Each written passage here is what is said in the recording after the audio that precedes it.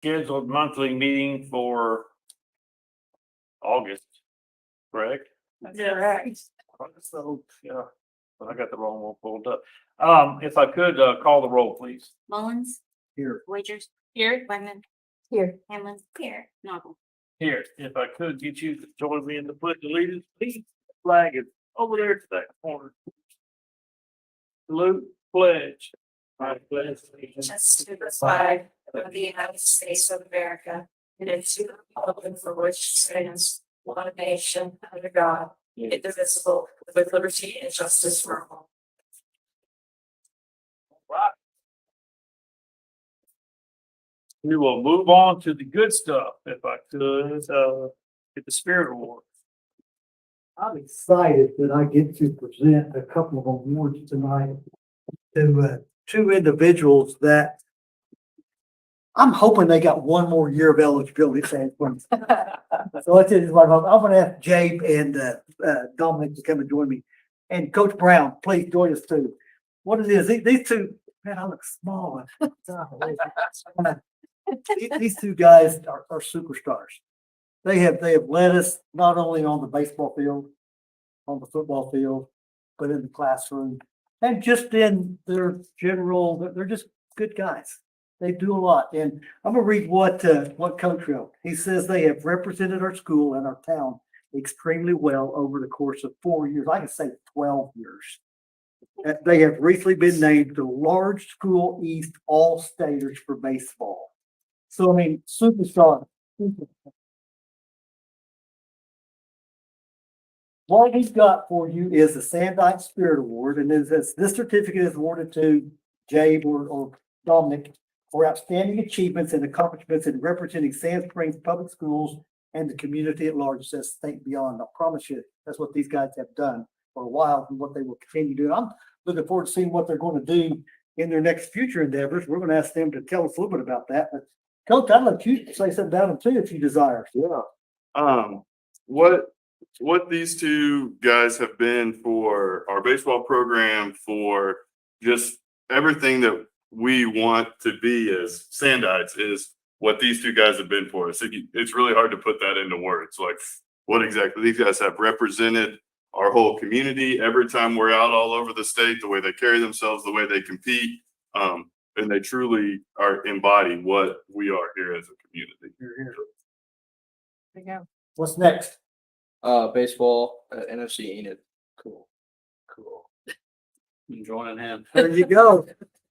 There you go. Yeah. The card too? I did, yes. Okay, you got it. So, Yeah. Cool. Good job, fellas. Thank you.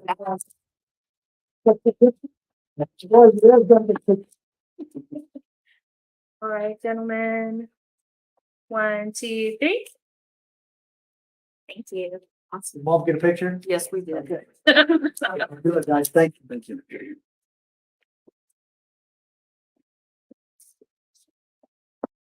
All right, let's move on to the Pacesetter Award. Alright. Can I have JJ Smith up to the plate? We had some baseball guys. I have to look it up, right?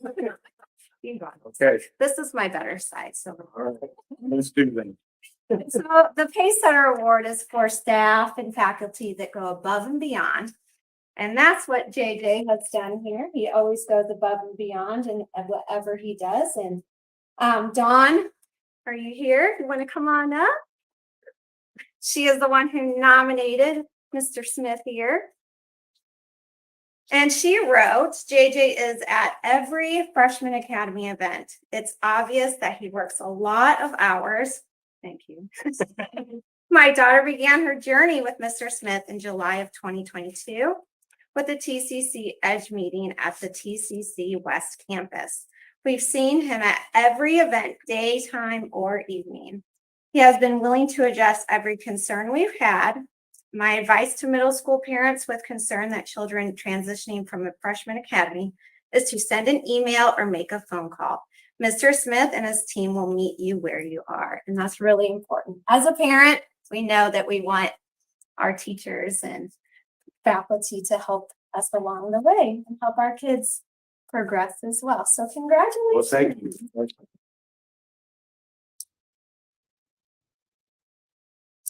I'm sure Dawn would like to say something too, but the truth is he's all in. That's the, if I had something to say about JJ Smith, it's all in. All He in. like buys everything that we celebrate here in Sand Springs, starting with kids. And so I'm so proud. Because Shay came from a small school. She came from Anderson. Knew everybody. Just the transition from, even though we went to the middle school, we were Clyde Boyd, coming to the freshman academy, I'm thinking, oh, here's my little one with all these high schoolers. And I'm telling you, JJ was at every turn. I mean, can her dad and I come meet with you? We talk to you, send him an email, call me when you have a chance. And he was, just immediate with everything and made that whole journey through ninth grade a comfortable, relaxed year. Right. And it was just fantastic. So I have to say, Anderson parents, send your kids here. I didn't pay her to say that. All right, get a quick pic. 1, 2, 3. Thank you.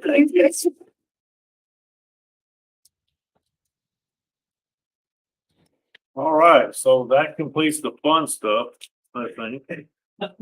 So now we're gonna get into the nuts and bolts of our meeting. So this is a perfect opportunity for those that do not want to listen to what's going on. Oh, thanks. You do. I see it.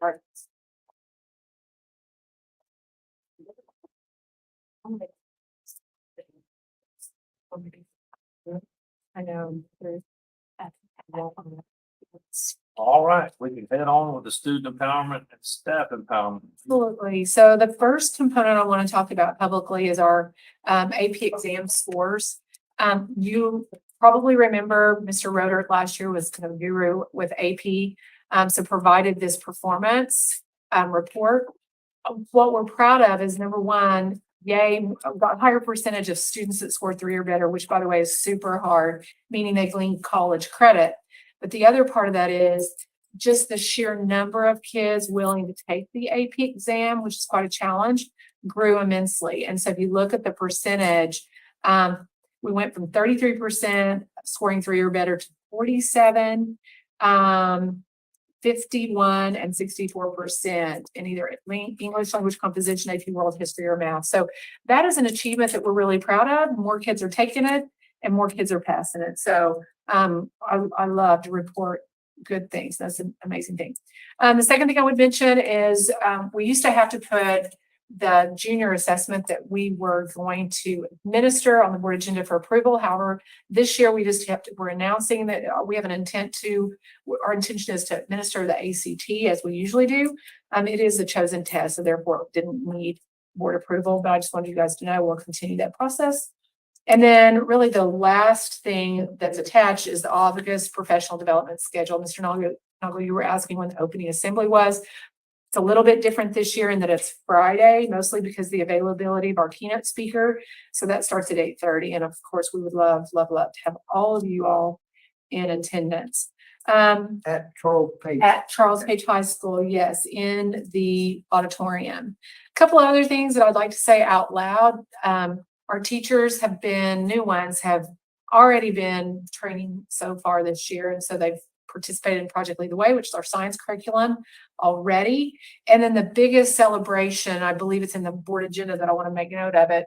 Jamie Conrad and Claudia Smith, with her help, wrote a second 21st century grant and actually received it. And so we have 4 elementary school sites that are now going to be able to take advantage of after school and summer programming through the 21st century grant. It's a competitive grant.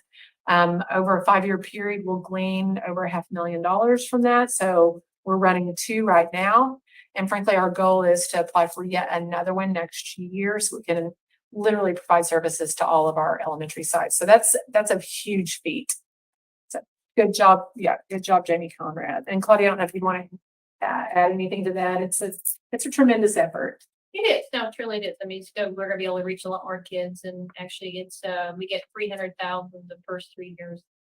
240,000. That was wrong. So much more than what I projected. Per year cycle. It's good stuff. So, any questions? Move on to, resource innovation. Okay, lots of stuff going on. As you know, it's been a busy summer for resources, specifically for facilities. I attached some updates on the Pratt roof. As you know, you approved a contract to get that roof repaired this summer. That was not part of the wind damage, so that work was going on at the time the windstorm happened over Father's Day weekend. There's also, I attached the LD Kearns Sports Complex scope of work so you can see it. We had a special meeting to approve that contract in July, and I wanted you to have a broader scope specifically of what that work is. Matt just left, Coach Brown just left, but they're in the midst of doing that. The light pole is now removed. A lot of the debris is gone. The latest report, which is not attached here, that you all need to know about is that the fence work won't start until October, which is going to put us back a little bit. It was hard to get with contractors, are tough to come by, and it was going to require some welding and some specialization. So that's going to be delayed a little bit more than we would like it. However, the cleanup is done. So we're in a good place. That's just at the baseball field. At the baseball field, complex. This is okay, so we Should can- be okay. So they had two panels that they had to replace. It's weird. At both, like at the first, the outfield, but first base side and third base side on the perimeter. So those are repaired and safe. The other thing at the softball field that's going to happen, the I don't get this wrong, back holes for back behind the catcher, they're bent. And so they're gonna have to fix those, but we can play there. So there's still some work to be done, but yes, we're gonna be able to have softball. So that's good. Let's see. What else? Oh, the new central admin remodel. We are occupying the second and third floors of that building. There's still some work to do, but it's been brilliant. I will say this, we will have, by the time it's all said and done, 3 additional meeting spaces. And Sean and I had a conversation today, because they're really wanting to utilize the boardroom, which I'm not letting them do until it's completely done. And I commented kind of sarcastically today, what did we do before we had more meeting spaces? He goes, well, they weren't really, appropriate, anyway. Make it. Yeah, so we have an additional conference room that we're using right now. That's amazing how fast those things start being utilized. So it's beautiful. First floor, we're hoping to have done before the September board meeting, so we can have the board meeting there. If not, we'll do another special meeting and have it here, since we've been removed from the Fine Arts building. I will say, I hadn't realized this, but Dick Watts, our contractor that's doing the work, his roof blew off during the storm of his workshop.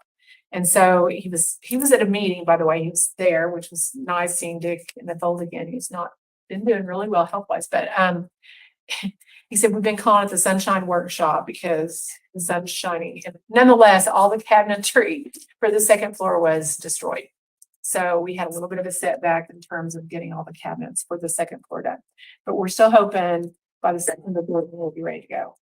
And then lastly, on just resources and facilities, item 35 on the agenda has a request for approval for custodial contracts for now 4 sites. So you need to know that. As we've struggled finding help in the custodial department, what's happening is people are resigning faster than we can find help to get them to get onboarded. So as people leave, we're converting that work to contractual agreements with the company. So truly, it's a good move for us. Less, I guess, for Mr. Bynum to worry about in terms of employees. And there's a company we can hold accountable. So that is item number 35 on the agenda. So just want to mention that. So what's gonna happen? I don't think I've heard, or if I have, I've had amnesia, but what is gonna happen with the old admin spaces over there? So if I say this publicly right now, but we're getting ready to do an engineering structural exam on the gym. There's lots of leaks, lots of problems in that building. ADA compliance is awful, honestly. Those Sure. steps.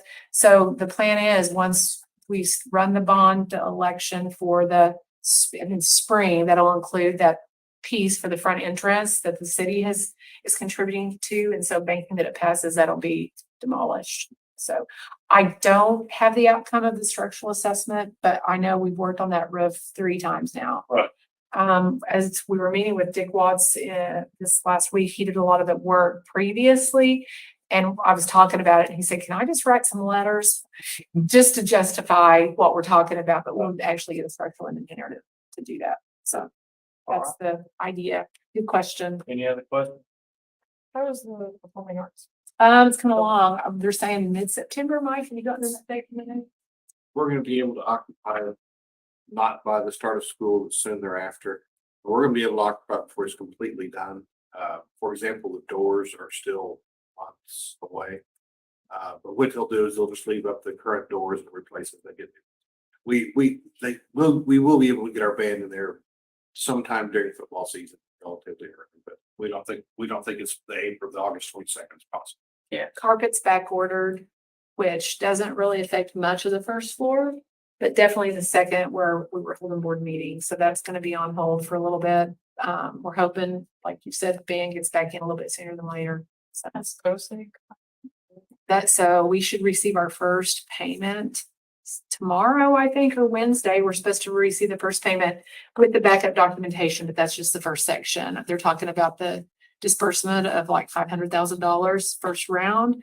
But as you've seen the bid packages, so we're upwards of, I hate to, it would be an estimate, but 2 million at probably the least amount that we'll end up collecting. So it was a big ordeal. Yeah. So there's that. It could be worse. So trying to stay positive. It's just kept us really busy this summer for sure. Any other questions? All right, let's move on to item 7, Power Families and Communities. Just hats off to Miss Chittister over there. She sits quietly and does an amazing job, honestly. So just consistently communicating out. I will say I had a conversation with Morgan Douglas about ECEC enrollment, and this happens to us every year. We have open teacher position on hold until enrollment supports adding that position. And by the way, she has an applicant, which is good news.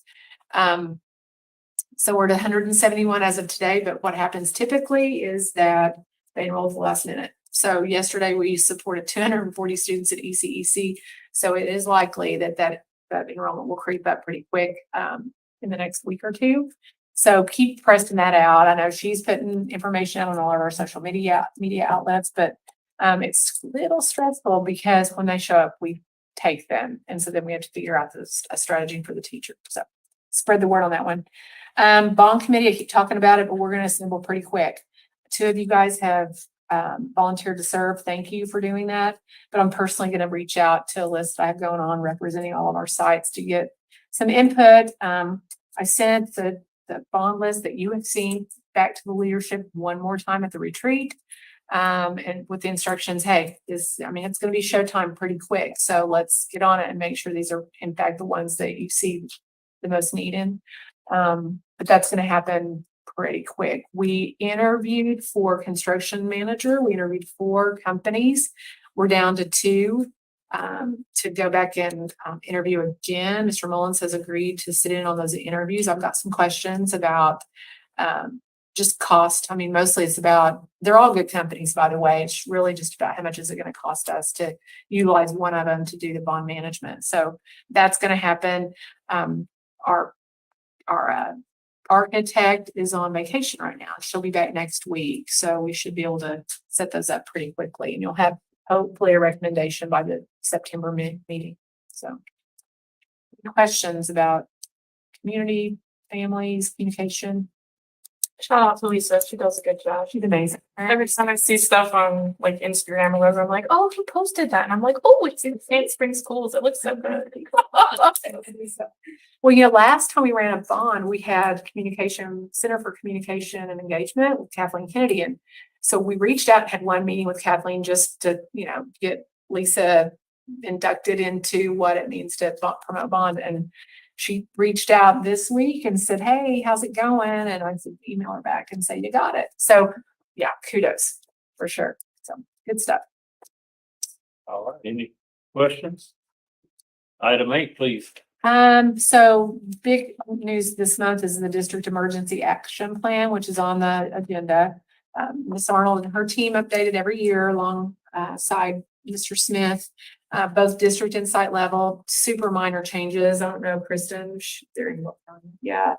You want to talk about what's little stuff like date changes and Right, it was just piece and date changes. I know that we're over in this new building now and those administrative changes as we all kind of moved over there. We weren't really sure when that was gonna happen, kind of when it came to you guys, but we'll get those updated. But it really is for sites per se and just where the AED machines are. And it was written, it's called Riley's Rule, and it has to do with sports. You know how you always see the ambulance there and we send the other home teams or whoever's visiting at a site, that emergency stuff, the emergency information. That way, if somebody from another district is there, they can pull it up. They know where everything is, so they could say the kid's life is, it came to that point. So that's really what that is. It's not, it's not the emergency plans that you think like a shooter or, something like that. It really is for medical emergency if something happens, so everybody knows where everything is. It's laid out. And then really the other add-in, Mr. Smith, who is our district chair for the safety committee, will start assembling that team again. We haven't gotten there yet because school hadn't started, but those faces change a little bit every year and he's been amazing. I would add, Will Parman reached out and he and Jonathan Noah will be visiting each of our school side staff meetings. So those are our SROs in conjunction with the police department. So that's starting to happen. We hired, you all hired, Good, what is his name? Our new SRO, Jeremy Good, yeah, for the elementary side. So now we have 3 resource officers, 2 in conjunction with the police department, and then 1 that's our SRO. So that's happening pretty quick. So questions about health and safety? That SRO is the money that we got from the state for security. I mean, that's what we're utilizing. Yeah, we have a grant that pays for that. One was that grant, if you'll recall, that Nancy Ogle wrote. And then the other one was part of a federal program that paid for a portion. So the district pays for half of Mr. or Officer Parman's salary, and then through a grant, the full salary for Jonathan Noah. And then we, of course, through another grant, we pay for the 3rd resource officer that's an SRO, not a police officer. The new one we got this year that lasts 3 years, that's used for that. That's correct. Yep, absolutely. Questions? Let's move on to the consent agenda, please. Couple things I would point out. Pretty consistent. I would pull out and talk about number 19. It's just upcoming events. Just wanted to reiterate. We would do just a small breakfast at 7:30, but the actual start time is 8:30. Sean, I put 8 on here, but it's 8:30 when the opening assembly starts, or did we change the time? Well, the handout says 8:30, but I'm pretty sure we said 8 o'clock.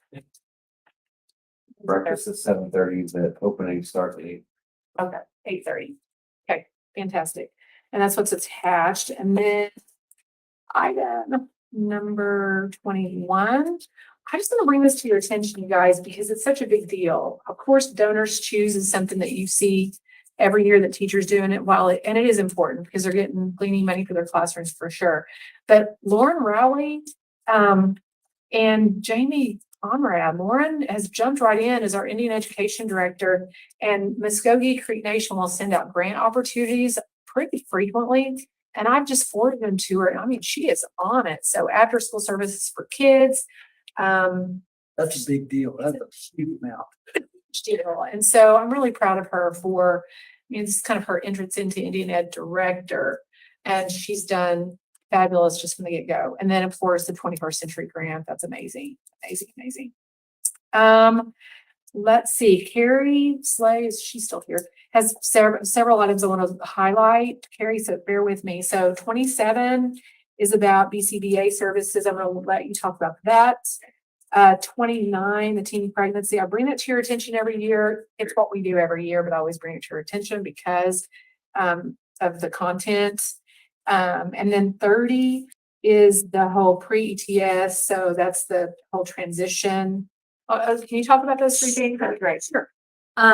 The contract we're entering with the BCBA company is something I'm really excited about. It's going to provide the opportunity when we have a student that is maybe struggling with some really big behavioral challenges in the classroom, that we can bring the BCBA's board certified behavior analysts in to really work with the paraprofessionals and the teachers in that classroom and try to be proactive as opposed to being reactive to those situations. I think the teachers in the room would agree that we're seeing increase in some pretty significant behavioral challenges for kids, and they're getting younger and younger.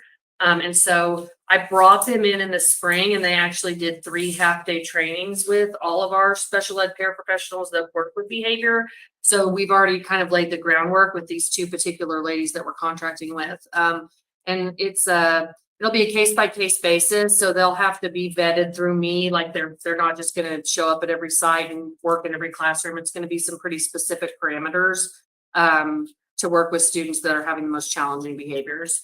The next one was Health department. Oh, health department. Yeah, that's the same thing. It's the situation where all the paperwork goes out to the parents. They can opt out of those things if they want to opt out of them. That's always done through the health department. And then the last one is a contract an MOU that we entered in a couple of years ago with OU for pre-ETS is what it's called. And it's just some educational and training services. So they come to the high school and they work in they go to all of our direct instruction, so special education English classes, so that they're hitting all of those students to really talk through job skills, life skills, employment after high school. And they are a really great partner for us. And they've been really instrumental in helping us with the Transition Academy too. So they're a great partner. I know I had several more, but they're all. Those are the 3 that I felt like needed to be highlighted, unless you guys have questions about any of those. And then the other thing I'd add is number 35. And that's the cleaning service with Janet King that Mr. Bynum is recommending for custodial. Any questions on the consent agenda? On number 31 with the talk of boys home, that's still very successful with this. Do they pay on time? They were always late. They pay on time. They pay We on bug time. them to death, but yes, they are pretty good partners. We did change, there's one change. Yeah, if you don't mind, one change in the contract. We did a slight change in the contract. They are now housing one lodge of boys that are being placed as level C versus level D plus residents, which means they're really just living on the grounds of the Tulsa Boys Home, but they're coming to Clyde Boyd and coming to Charles Page High School as actual resident students. So we really wanted to add that piece in because we want that, obviously, we want that to be the most successful that it can be for them. And so what I added, I just created like an appendix and added and said, like, these are all the steps that have to be done. Like, you can't just call and say, hey, we're getting a boy tomorrow. He's going to start with you tomorrow. We have a team meeting with the Ashley Wise, who is the coordinator out of the boys home, and then the lodge manager there, and then also the school site. So for example, in April, they might have been trying to send a student, and we were trying to explain to them, like, they're all taking the ACT for the next week. It doesn't make sense for us to start a student. And so that was the only change to that. It was literally just a paragraph change. And then the appendix was added that explained exactly what that needs to look like for them to come in person. And then if they're not successful in person, what that needs to look like for us to have another meeting to talk about whether they need to be served actually on the boys home campus. So historically, we've taken a few Tulsa Boys Home students and served them in our high school and middle school. That's not atypical. What is atypical is the change in the The level. entire lodge, yeah. So getting an entire lodge meaning that you could have more. And so it's just easier in transition to have a team talk about it so that you set them up for success versus, And those levels are DHS levels. So that's not something, an educational term that we use, but to compare that, that would be like being placed at the Sand Springs home. And obviously we serve those students in person at our site. So That was referred to as the Buffalo Lodge, I think. it is Buffalo, yes. We're thinking kids that can dunk a basket. maybe. Oh, That is one of the big, one of the things that could be really great about it is that they are going to be able to participate on campus with all activities, just like other students can. So Tulsa Tech or TCC if that's appropriate, or athletics or FFA, any of those things, if they're appropriate, all of a sudden they'll have access to those things. So And ultimately, they are Sand Springs Public School students.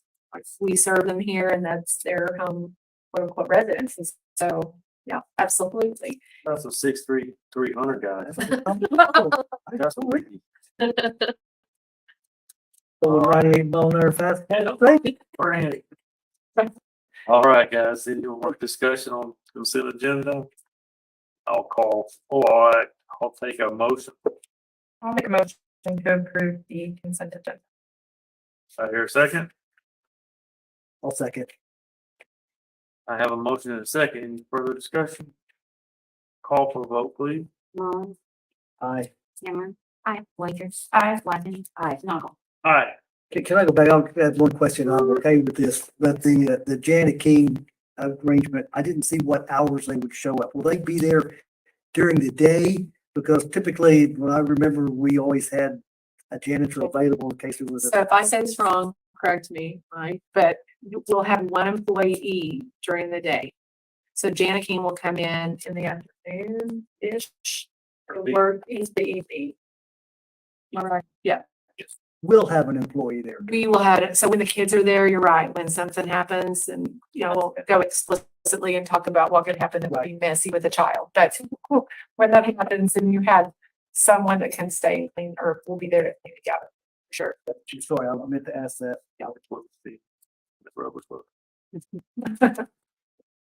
All right, let's move on to the action items. Number 36. Do I hear a motion? We, executive session, discuss temporary teacher employment recommendation. Seeing none, I'll move on to item 37. Proposed approval of temporary teacher employment recommendation. Do I hear a motion? I'll make a motion, we approve the temporary teacher employment recommendations noted in the agenda. Now, second. I have a motion and a second. Any further discussion or questions? Call for a vote, please. Mullins. Aye. Cameron. Wagers. Aye. Lyman. Aye. Noggle. Aye. Can I just I'm gonna insert one comment. I'll probably just be quiet. We are fully Pass that. staffed with certified teachers. I want to say that several times. How many are emergency certified? Emergency, not as many as you think. I mean, we have our fair share. For our district, we're really doing well. I did that report.